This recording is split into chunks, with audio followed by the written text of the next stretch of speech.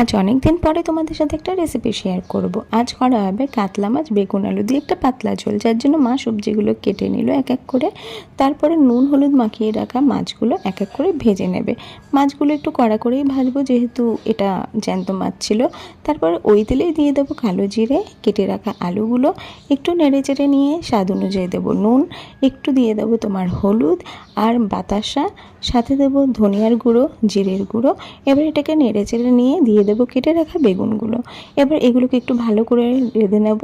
তারপরে দিয়ে দেবো হালকা একটু জল মশলাটা কষানোর জন্য, নইলে মশলাগুলো পুড়ে যেতে পারে। তারপরে দিয়ে দেবো কাঁচা লঙ্কা, দিয়ে এটাকে ভালো করে একটু কষিয়ে নিয়ে দিয়ে দেবো ঝোলের জন্য বেশি করে একটু জল। তোমরা তোমাদের পরিমাণ মতো জলটা দেবে। তারপরে জলটা দিয়ে এর মধ্যে দিয়ে দেবো মাছগুলো দেওয়ার পরে এগুলোকে একটু ভালো করে ফোটানো অবধি অপেক্ষা করব। মাছটা হয়ে গেলে ব্যাস, আর কি, গরম গরম পরিবেশন করুন।